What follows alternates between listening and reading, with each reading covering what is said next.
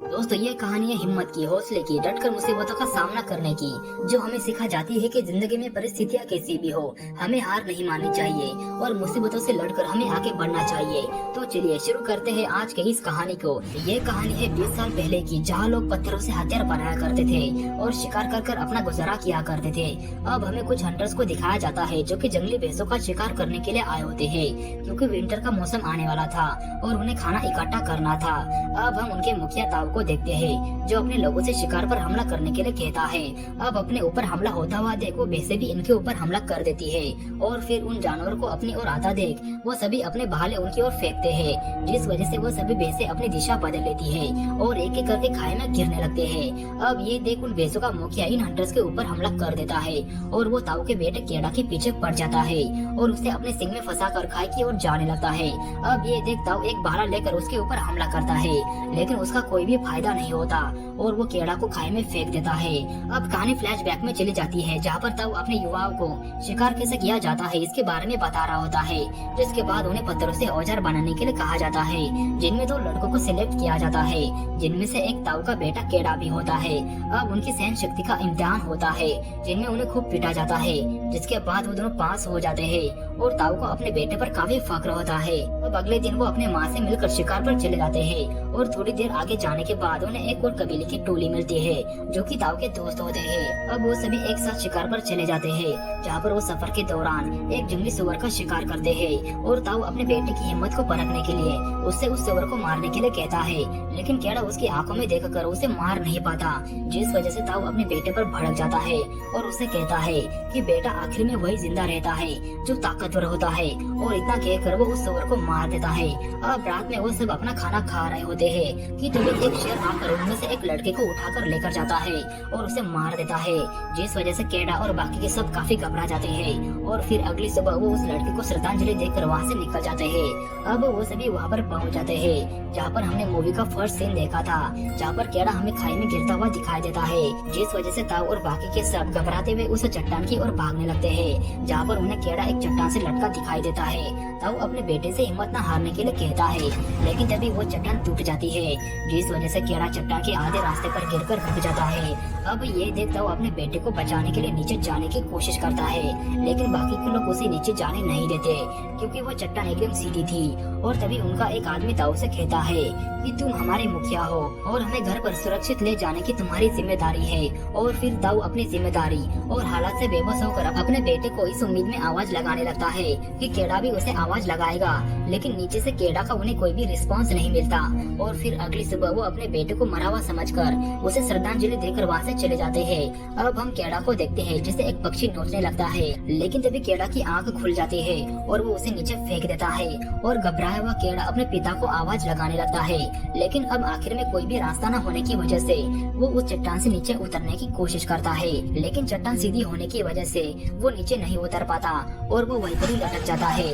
वो वहाँ पर काफी देर तक ऐसा ही लटका होता है और फिर वहाँ पर बारिश भी शुरू हो जाती है, जिस वजह से वो खाई पानी से भर जाती है। तो केड़ा उस खाई में छलांग लगा लेता है और बहता हुआ दूर चला जाता है। और फिर अगली सुबह केड़ा का होश आने पर वो बारिश का गंदा पानी पीता है और अपनी टांग की टूटी हुई हड्डी को सही कर उसके ऊपर पट्टी बांध देता है। और फिर केड़ा लंगड़ाता हुआ उस पहाड़ की चोटी पर पहुंच जाता है, जहाँ पर वो अपनी स्मारक देखकर काफी गुस्सा होता है और फिर उन पत्थरों को खाई में फेंकते हुए वो जोर से चिल्लाने लगता है, जिसकी आवाज दूर खड़े भेड़िए सुन लेते हैं और उसके ऊपर हमला करने के लिए बढ़ते हैं। तो फिर केड़ा उन भेड़ियों से बचने के लिए उसे पेड़ पर अपनी एक रात गुजार देता है। अब अगली सुबह जब केड़ा पानी भरने के लिए जाता है तो वो भेड़िए उसके ऊपर फिर से हमला कर देते हैं। तो केड़ा भागते हुए फिर से उसे पेड़ पर चढ़ने लगता है। तो तभी एक भेड़िया उसकी टांग को पकड़ लेता है। तो केड़ा खुद को बचाने के लिए अपने पास के एक हथियार से उसके ऊपर वार करता है, जिस वजह से वो भेड़िया घायल हो जाता है और केड़ा पेड़ पर चढ़ जाता है। अब वो सभी भेड़िए केड़ा का नीचे आने का काफी देर तक इंतजार करते हैं, लेकिन अगली सुबह वो अपनी घायल साथी को छोड़कर वहाँ से चले जाते हैं। अब वो घायल भेड़िया दर्द से कर रहा होता है,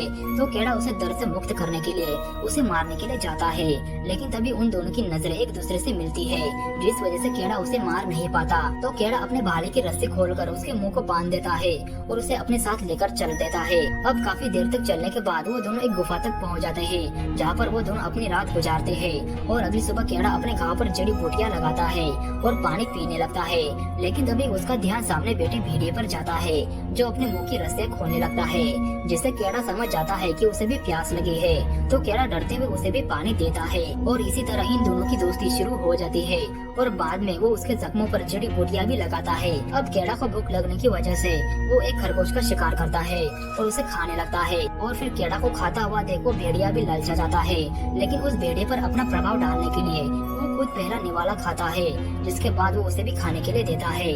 अब अगली सुबह केड़ा एक नई उम्मीद के साथ घर के लिए रवाना होता है, जहाँ पर वो उस भेड़िए को इशारों में कहता है कि वो उसके घर के लिए चला जाए। लेकिन जब केड़ा वहाँ से जाने लगता है तो वो भेड़िया भी उसका पीछा कर रहा होता है। केड़ा उसे उसके पीछे आने से मना करता है, लेकिन वो उसका पीछा करना नहीं छोड़ता और वो उसको ही फॉलो करता रहता है। वो एक लकड़ी को लेकर उसके साथ खेलने भी लगता है और फिर केड़ा भी उसे अपने साथ आने देता है।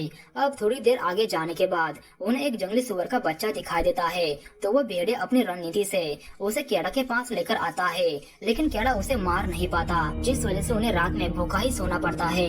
और फिर अगली सुबह वो भेड़िया उसे शिकार करना सिखाता है, जिसके बाद उनकी दोस्ती और भी ज्यादा गहरी हो जाती है।